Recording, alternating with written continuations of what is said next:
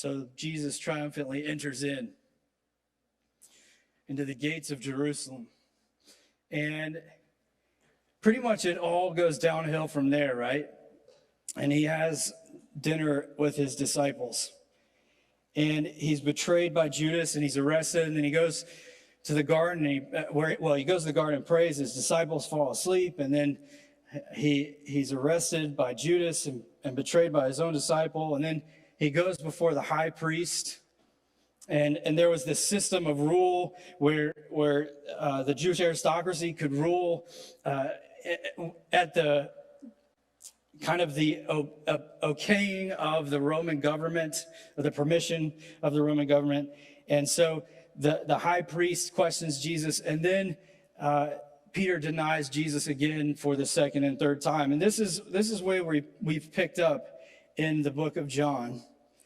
And just something to know about this experience that I want to tell you about, or talk with you about, and how Jesus experienced Pilate. Pilate is a Roman governor, and the Roman capital within Judea was in Caesarea Philippi. And generally during the festival of a feast, the Passover, the Roman governor would come, and they would stay at Herod the Great's house, his palace. I think there may be a picture of it right here. And this is a very small, quaint little house that Herod would live in. And then the Roman governor would stay, and they would stay because this would typically be a time during the Passover festival where there might be some unruly behavior. So to quell crowds, to quell insurrection, that's when Rome would show force and show a large presence. Now, there would be people who would come, and they're trying to persuade Pilate as to what he should do with Jesus. And they do this in the praetorium, where Pilate comes out. And so he goes and he talks to Jesus, interrogates Jesus, but then he comes out, and the people are not allowed in a certain area of the palace. Otherwise, they would be considered unclean. And so Pilate is kind of stuck in a way between what he views as religious law. This is a religious / kind of church matter, versus official Roman government matter, government law. And the only law that Pilate really cares about with respect to capital punishment is whether or not Jesus commits treason, because that is the most punishable offense on behalf of Rome, or against Rome. And this is what Pilate is trying to discern. So if we jump into the scripture, we see that the Jewish leaders took Jesus from Caiaphas, who is the high priest, to the palace of the Roman governor. By now it was early morning, and to avoid ceremonial uncleanness, they did not enter the palace because they wanted to be able to eat the Passover. So Pilate came out to them and asked, "What charges are you bringing against this man?" So they didn't have formal prosecutors in Rome, and it would be incumbent upon defendants to bring charges against somebody. And so they're bringing charges against Jesus, and they sarcastically, in a way, reply, "If you were not a criminal, we would not have handed him over to you." And Pilate said, "Take him yourselves and judge him by your own law." So right away, Pilate is recognizing that this is a Jewish law issue, and that he has ultimate jurisdiction, but it's not really for him to settle, and he thinks that this matter is beneath him. But they respond, "We have no right to execute anyone." This clearly tells you their intentions, does it not? "We don't come because we want you to give him a good beating, Pilate. We're here because we want you to kill this man. We're here because we want you to give him the worst possible punishment that there is." And Pilate only has that authority. The Jewish authorities were only given the right to commit capital murder or capital punishment in the event that a Gentile entered the inner courts of the temple. All other capital offenses had to go through Rome for a capital punishment. And so they knew that in order to achieve what they wanted, which is to get Jesus sentenced to death, they had to figure out how to give him a reason to do that.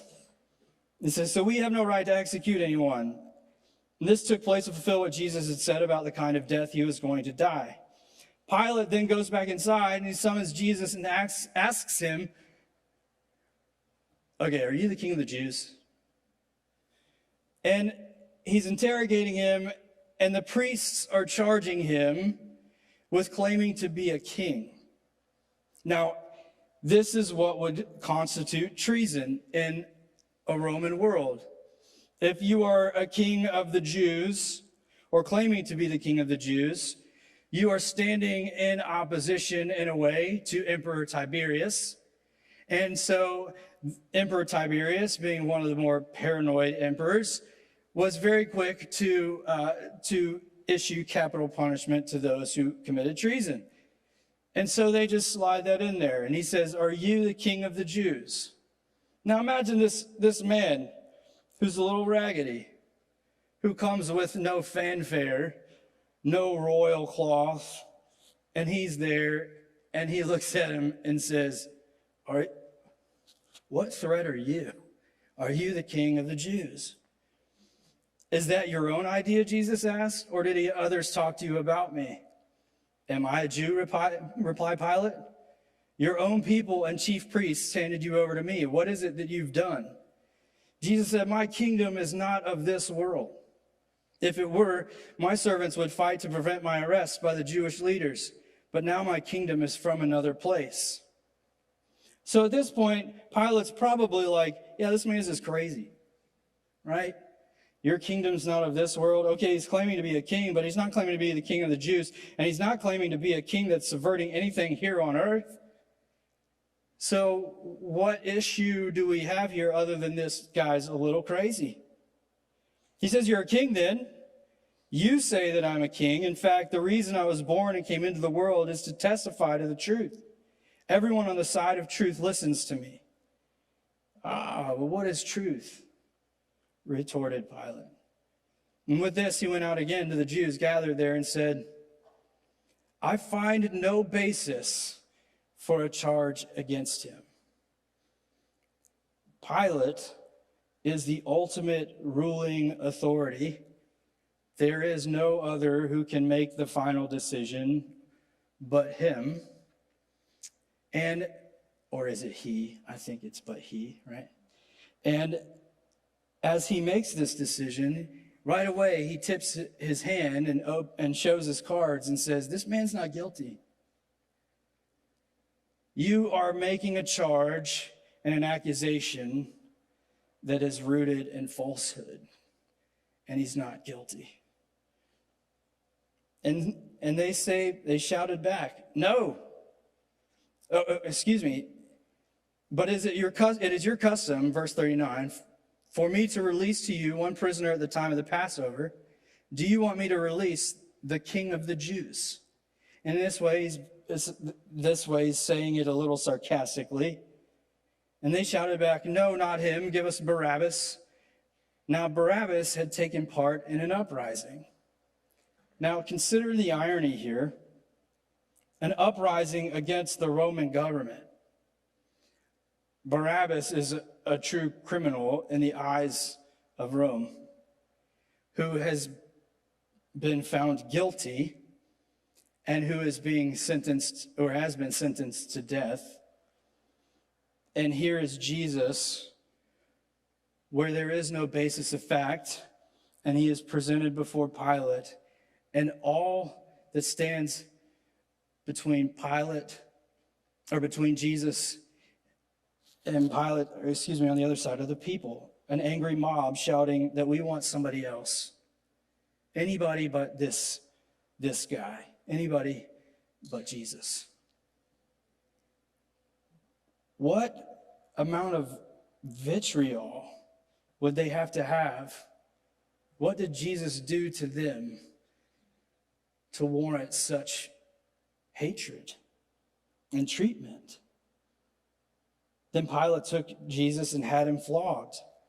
Pilate had an idea. He thought, maybe I could satisfy their bloodlust if I beat him up a little bit, bring him back, show him off to the people. Maybe that'll get them off his back.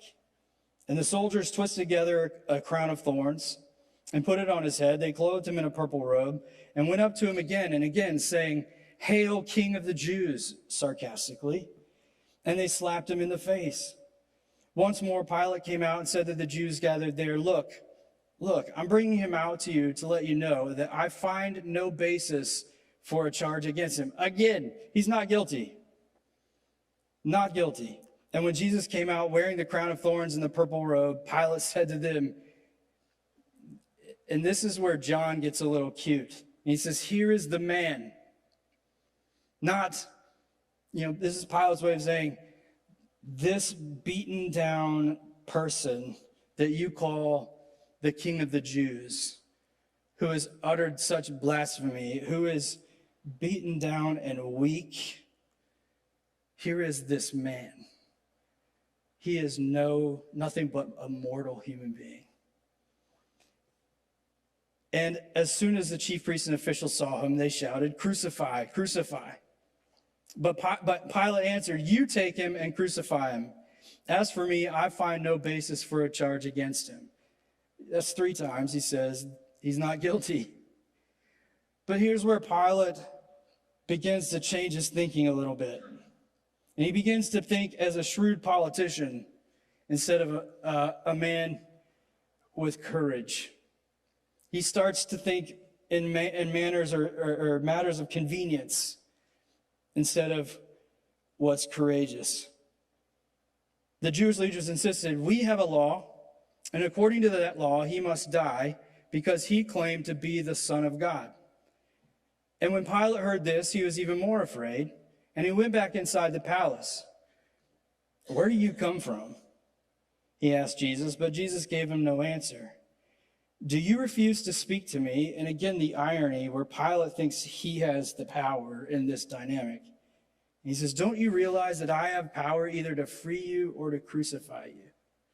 To say that to God.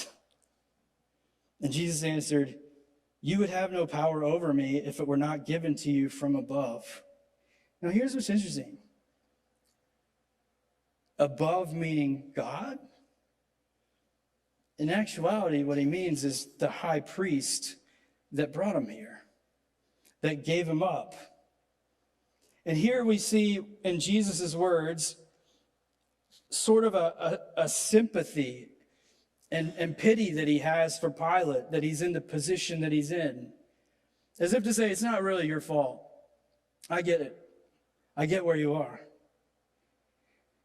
But there was this kind of this way that the Romans had, that they would periodically replace the high priest, which was a lifetime appointment, but they would do so out of convenience that would fit their political motivations. And so they would replace the high priests, Caiaphas being one of them, and Caiaphas is one who gave Jesus up to Pilate. And in a way, Jesus is claiming that Caiaphas, this high priest, it's not your fault, Pilate, that you're in this position. It's really the Jewish aristocracy. It is the people who handed me over to you.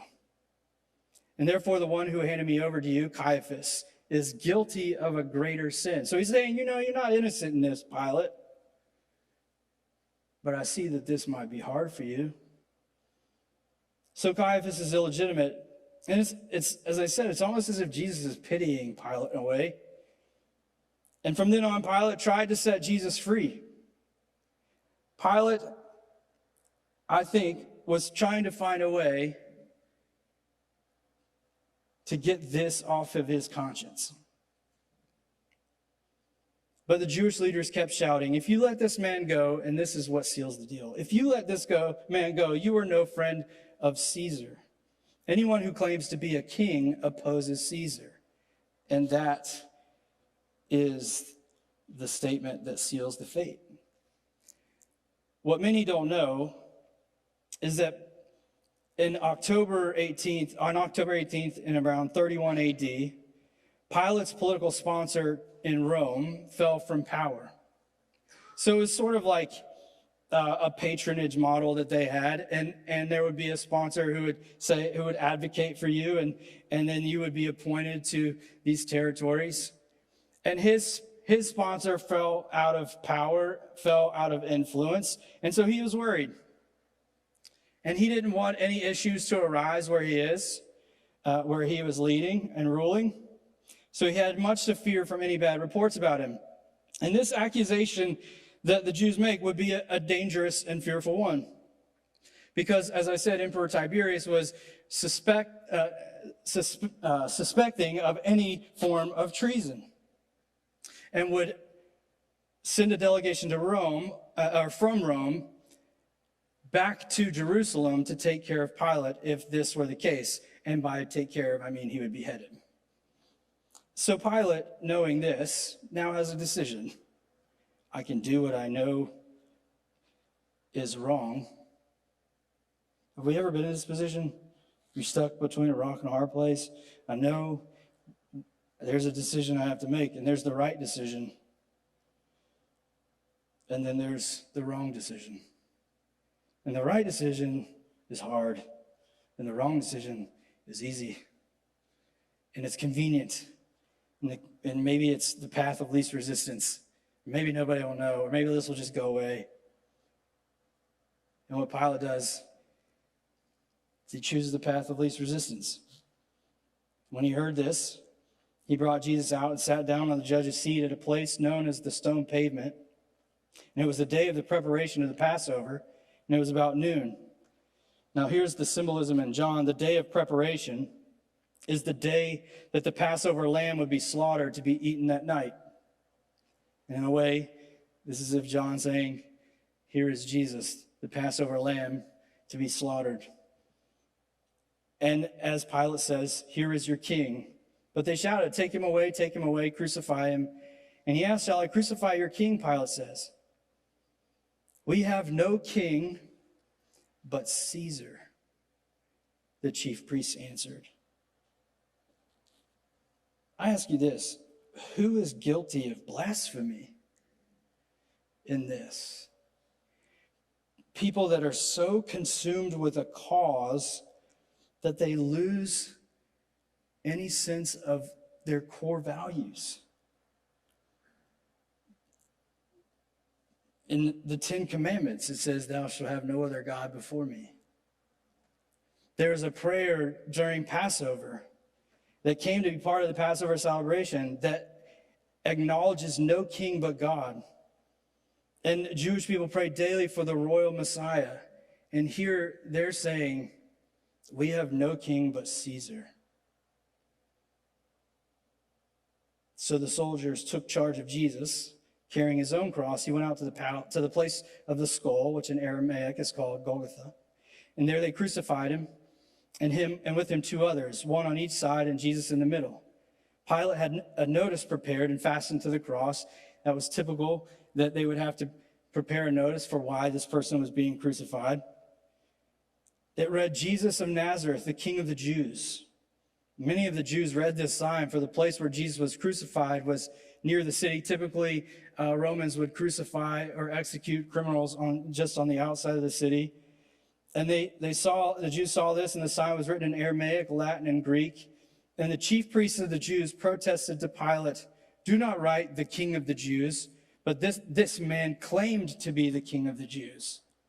So you ever heard the phrase of like having your cake and eating it too? This is one of those situations where they got what they wanted, and now they want to rub salt in the wound and say, no, he just claimed to be the King of the Jews. He wasn't the King of the Jews. And then Pilate responds in a way that just simply signifies, I've had enough of you. And he says, what I have written. His patience is exhausted. He gave them what they wanted, and they're still not satisfied. And then later on, 6 verses later, knowing that everything had now been finished, and so that scripture would be fulfilled, Jesus said, I am thirsty. A jar of wine vinegar was there, so they soaked a sponge in it, put the sponge on a stalk of the hyssop plant, and lifted it to Jesus' lips. When he had received the drink, Jesus said, it is finished. With that, he bowed his head and gave up his spirit. It is finished. You know, as I wrap this up, I couldn't help but wonder this question. Just in the last 2 chapters, there were so many folks that had they not taken the path of least resistance, would Jesus have been where he was? Where perhaps the convenient decision is not the best decision. The Jewish aristocracy fought Jesus because they felt threatened. Judas took the money. He didn't have to. The disciples fell asleep in the garden. Peter denied Jesus. The other disciples, they scattered. Barabbas took the get-out-of-jail-free card. I mean, wouldn't we all? The Roman soldiers, they mocked Jesus. Pilate convicted Jesus, even though he was sure 3 times of his innocence. And the crowds mocked him in his misery. Could not one or more of these have stopped this crucifixion if they had not chosen courage over convenience? We do this sometimes because of time, because of finances, or fear of consequences, or may receive an unexpected benefit, or to avoid conflict, or we feel threatened, or we don't want to risk losing popularity or influence or power, or even sometimes it's unintentional. I don't think the disciples meant to fall asleep in the garden. Sometimes stuff happens, right? And unexpected or unintended consequences are the result. And yet, Jesus takes all of that and he goes to the cross and he says a bunch of words. The 6th being, it is finished. Here's the beauty of that moment. And the beauty, I think, of this series, it's just finished today. Soren Kierkegaard wrote that life can only be understood backwards, but it must be lived forwards. There are a lot of things we have and can know, and we know better in hindsight. But Jesus gives us the opportunity to live anew, moving forward. Why? Because it's finished. And in saying that, it means that we are always yet unfinished. What will God do? And what can God do when we are infused with the courage that overcomes the convenience in life? I can only imagine. Amen.